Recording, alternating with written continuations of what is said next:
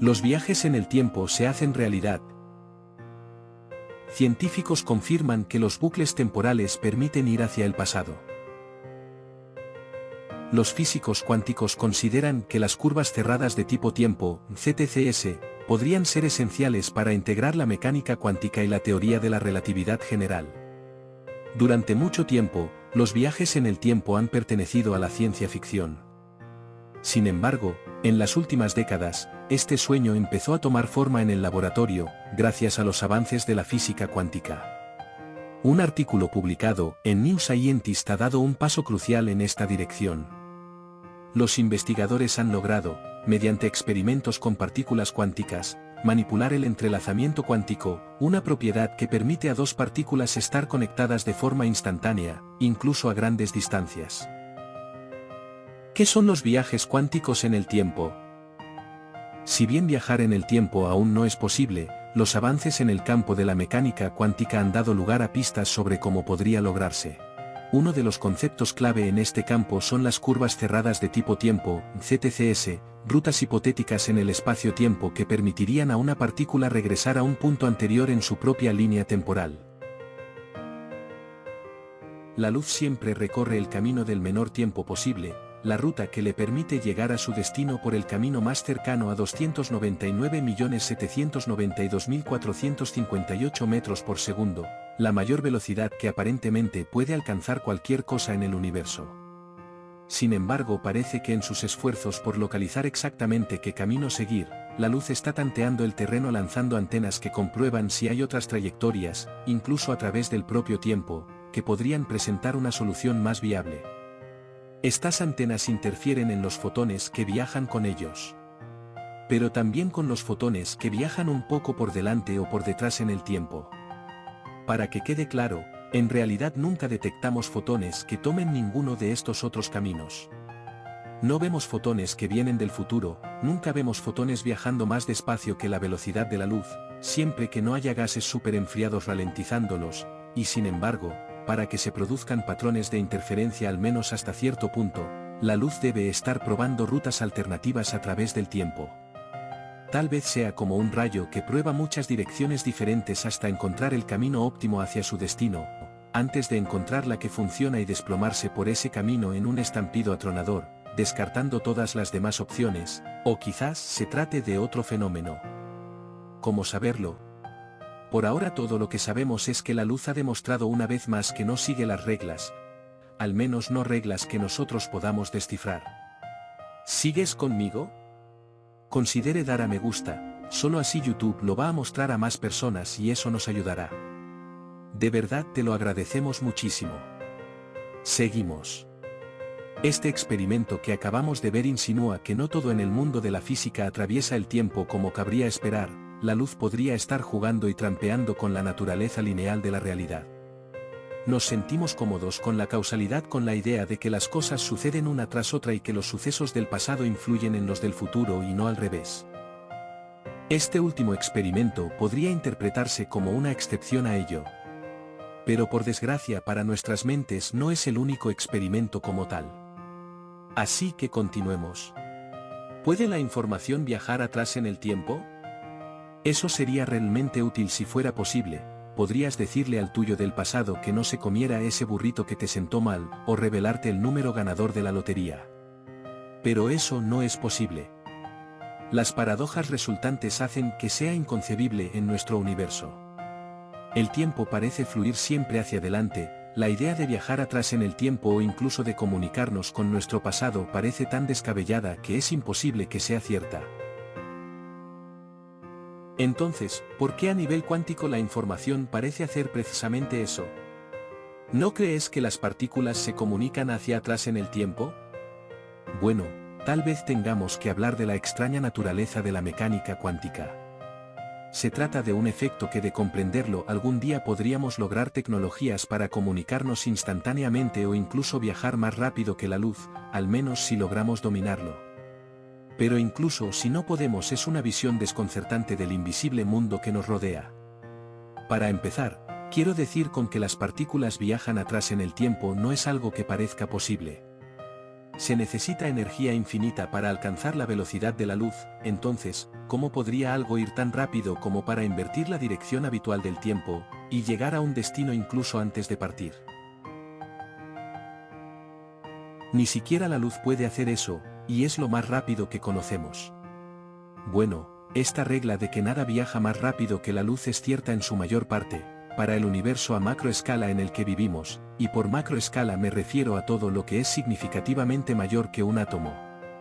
Pero el físico John Stuart Bell observó una excepción a esta regla, cuando se trata de partículas cuánticas entrelazadas.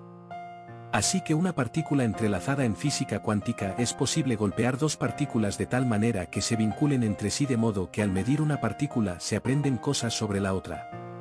Por ejemplo, si se sabe que las partículas tenían originalmente un momento total cero y descubres el momento de una de las partículas entrelazadas, sabrás que el momento de la otra partícula será exactamente el inverso, asegurándose de que el total sigue siendo cero. Efectivamente, midiendo una partícula se puede aprender cosas sobre la otra. Esto también funciona con otras propiedades de las partículas, como la posición, la polarización o el spin cuántico. A primera vista no tiene nada de extraño, no es diferente a quedar con un amigo y discutir nuestros planes para la noche, acordamos salir y acordamos que yo pagaré la noche y mi amigo no, por eso no importa lo lejos que estemos durante la noche, o incluso si nos separamos. Yo sé que pagaré y mi amigo sabrá que no lo hará. Así es como Einstein pensaba que funcionaba, solo que resultó que Einstein estaba equivocado. Porque resulta que mi amigo y yo nunca discutimos el tema de antemano. Lo más extraño de todo es que aún así los dos estábamos de acuerdo el uno con el otro el 100% de las veces por muy lejos que estuviéramos. Esto es lo más extraño del entrelazamiento cuántico y de la física cuántica.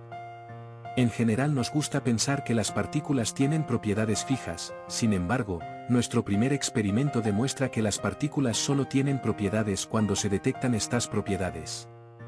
Hasta entonces las propiedades son muy difusas y solo se recurre a las probabilidades definidas por una ecuación de onda cuántica.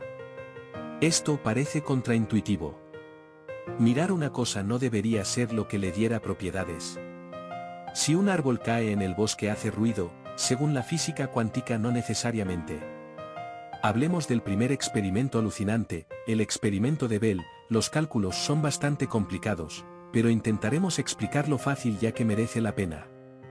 El experimento fue concebido por primera vez por John Stuart Bell, que quería saber si las partículas tenían realmente propiedades secretas consigo, conocidas como variables ocultas, o si realmente se las inventaban sobre la marcha. Observó un hecho matemático interesante sobre el spin de las partículas. Antes de seguir debería mencionar que el spin cuántico no es lo mismo que la rotación normal. En realidad el spin define si una partícula se ve influida, empujada o atraída por un campo magnético. El nombre no es importante, pero sí lo es señalar que estas partículas no están girando realmente, por lo que pueden tener diferentes spin en casi cualquier dirección. Ahora tomemos dos partículas cuánticas entrelazadas de forma que su spin sume un total de cero entre ellas. Esto significa que si una partícula es atraída por un campo, la otra será empujada en la misma dirección, aunque esto no nos dice nada sobre su spin. Una de las características del spin cuántico es que si medimos el spin de una partícula entrelazada en una dirección determinada, digamos arriba y abajo, tendrá un 50% de probabilidades de spin hacia arriba, y un 50% de spin hacia abajo. Pero recuerda, una vez que mides la otra partícula entrelazada tendrá un 100% de probabilidades de spin, en la dirección opuesta a la primera. Solo por eso no hay forma de saber si las dos partículas ya conocían su spin o si de alguna manera lo están decidiendo sobre la marcha y consultando entre ellas ahora que se les ha preguntado. Pero Bell se dio cuenta de algo haciendo una pregunta interesante: si se miden dos partículas cuánticas entrelazadas desde dos direcciones elegidas al azar, ¿cuáles son las probabilidades de que sus spines coincidan con las distintas direcciones? Definamos que cada vez que una partícula se atrae hacia el detector, tu spin es hacia arriba, y cada vez que se aleja, su spin es hacia abajo. ¿Cuáles son las probabilidades de que ambas partículas coincidan arriba o abajo en el momento de la prueba? ¿Y cuáles son las probabilidades de que difieran? Hagamos un pequeño experimento. Aquí tenemos dos partículas entrelazadas con tres detectores midiendo su spin en diferentes direcciones. Si la partícula A y la partícula B se mide con el detector superior, entonces uno de sus spines estará arriba y el otro abajo, están entrelazadas, como hemos visto anteriormente. Sin embargo, si la partícula se mide utilizando el detector superior, mientras que la partícula B se mide con uno de los otros dos, estas dos direcciones de spin no son opuestas, por lo que la partícula B tiene más flexibilidad en su spin. La física cuántica afirma que las partículas componen sus atributos sobre la marcha, de modo que una vez medido el spin de la partícula A con el detector superior, habrá un 50% de probabilidades de que el spin de la otra partícula utilizando otro detector coincida o difiera. Pero esto no es lo que predecía la física clásica. Lo explico. La física clásica afirma que cada partícula lleva consigo atributos secretos que definen su spin en una dirección determinada. Entonces, para nuestras tres direcciones cada partícula ya tendría un valor, no se lo están inventando sobre la marcha. Digamos hipotéticamente que la información oculta de nuestras partículas dice arriba arriba abajo, para la partícula A, y abajo abajo arriba, para la partícula B, ya que A debe ser lo opuesto. Escojamos un detector al azar para A. Por ejemplo, el detector 1. Este nos dice que la partícula A está girando hacia arriba. Ahora seleccionemos otro detector al azar para la partícula B. Seleccionamos el 1 también. Este nos da una lectura de abajo 1 1, arriba abajo. En este gráfico podemos representar todos los resultados posibles de este proceso aleatorio. Hay 9 resultados posibles, si solo se midiera en dos detectores en cada momento. 1 1 1 2 1 3 2 1 2, y así sucesivamente. Para cada una de estas posibles selecciones tenemos resultados de variables ocultas, que ya conocemos porque las definimos hipotéticamente antes. Por supuesto, si analizamos partículas utilizando el mismo detector en ambas partículas obtendremos un resultado puesto que están entrelazadas. Pero estos resultados no nos interesan tanto, la física clásica como la cuántica están de acuerdo en esto, así pues, eliminémoslos. ¿Cuáles son las probabilidades de que dos detectores diferentes obtengan el mismo resultado, y cuáles son las probabilidades de que difieran? Recuerda que la física cuántica espera que sea del 50%. Las partículas inventan sus valores sobre la marcha por lo que es aleatorio, ¿cuál elegirán, ya que no están limitadas por la regla de los opuestos? En esta tabla la física clásica dice que los resultados opuestos solo se dan un tercio de las veces, el resto de las veces ambos son positivos o negativos. Si hacemos esto muchas veces asignando direcciones diferentes cada vez e ignoramos las excepciones, por ejemplo cuando los giros de las partículas son todos arriba arriba arriba o abajo abajo abajo. Lo importante es que de acuerdo con esto, la física clásica predice un resultado coincidente el 55% de las veces mientras que la física cuántica sigue prediciendo simplemente el 50%, ignorando nuestra bonita tabla.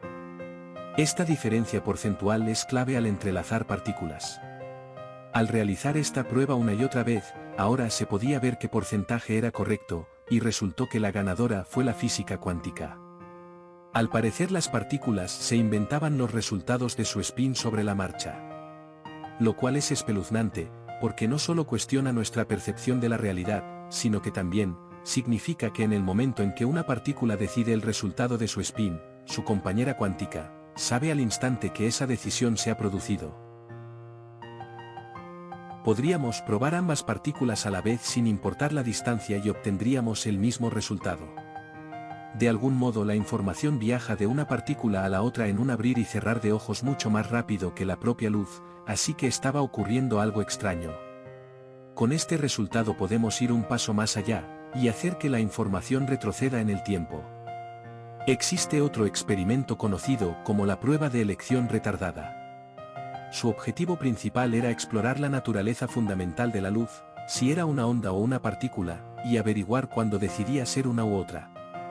Experimentos como el de la doble rendija ya lo habían hecho en el pasado, con resultados dispares, A veces la luz se comportaba como una onda creando patrones de interferencia en los detectores que solo podían producirse si se trataba de una onda que interfería consigo misma, pero a veces se comportaba como una partícula golpeando un único punto del detector. Pero lo más desconcertante de todo es que parecía cambiar su comportamiento dependiendo de si se observaba su trayectoria a través del espacio o no. Si podía recorrer varios caminos si nadie observaba cuál recorría, la luz simplemente atravesaba a todos como una onda. Pero al observarse recorría solo uno, como una partícula. Este resultado ya es bastante desconcertante. En 2006 varios científicos dieron un paso más al plantearse una pregunta interesante. ¿Qué pasaría si se intentara observar la luz, después de que tuviera que elegir un camino? Así fue el experimento. Un único fotón se envía a un divisor de A, con una probabilidad del 50% de seguir su camino por la ruta 1, o de reflejarse por la ruta 2. Una vez en cualquiera de las dos rutas el fotón rebota en espejos y ambas rutas confluyen aquí, donde se inserta otro divisor de A. Una vez más el fotón tiene una probabilidad del 50% de seguir cualquier camino, con una probabilidad igual de llegar a uno de los dos receptores. Si la luz fuera solo una partícula, al enviar un fotón a este experimento se tendría la misma probabilidad de que llegara a un detector u otro, no se sabría por dónde ha ido ya que los dos divisores de A lo impiden.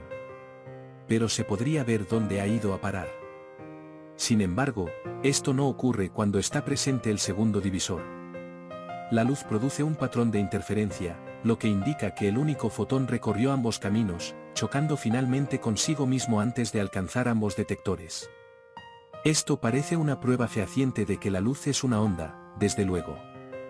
Aquí se comporta como tal, pero ¿qué ocurre si se retira el segundo divisor de A? De repente se sabe por cuál camino ha viajado la luz. Si llega al detector superior, debe de haber llegado por el camino 1, si llega al otro detector debe haber llegado por el camino 2. Y algo sobre esto, cambia la luz. Deja de recorrer ambos caminos y de repente cada fotón llega solo a un detector. Esta es la pregunta. ¿Qué ocurre si se inserta el divisor de A, después de que el fotón haya comenzado a recorrer una o ambas rutas? Por eso la prueba se llama elección retardada. Si se retrasa la elección de la forma exacta en que se pretende detectar el fotón, ya sea sabiendo por qué camino llegó, o haciéndolo ambiguo. ¿Qué le ocurre a la luz? Lo que ocurre es algo muy extraño. Cuando se realizó este experimento se hizo varias veces con el divisor insertado o no, al azar, pero siempre insertado después de que el fotón hubiera entrado en uno o ambos caminos, sin embargo los resultados fueron inequívocos. Si el divisor de A estaba presente, el fotón de repente y aparentemente de forma retroactiva dejaba de elegir un camino. Si se retiraba el divisor de A, el fotón parecía saber que más tarde sería A, y elegía un camino específico para acomodarse de alguna manera. El divisor de A, que se añadía o quitaba en el futuro cambiaba lo que el fotón hacía en el pasado. Entonces, ¿qué está pasando aquí? ¿Realmente las partículas vieron de algún modo el futuro? ¿Causó el experimento el envío de información al pasado, o hay algún otro principio en juego que explique todo esto, que dé cuenta de la transmisión instantánea de información entre partículas cuánticas y permita que sea perfectamente racional que la luz pueda viajar por un camino o por ambos al mismo tiempo? Personalmente me inclino a pensar que esto es lo más probable. Está claro que no entendemos lo que está pasando, pero hay que admitirlo, si no entendemos lo que está pasando, nada dice que no se esté ignorando la causalidad en cierto modo. Tal vez en el nivel cuántico, el tiempo sea realmente más fluido de lo que es aquí en el universo a escala. Tal vez el espacio y el tiempo simplemente no se apliquen ahí abajo. Quizás algún día alguien sea capaz de dar con una teoría que permita que todos estos extraños fenómenos tengan por fin sentido. Hasta entonces tendremos que seguir haciéndonos la misma pregunta. ¿Puede la información viajar hacia atrás en el tiempo? Hasta entonces tendremos que estar todos de acuerdo en una cosa. La física cuántica es diabólicamente extraña. Esto ha sido todo, gracias por llegar hasta aquí. ¿Nos ayuda con tu me gusta? Apúntate al canal y activa la campana.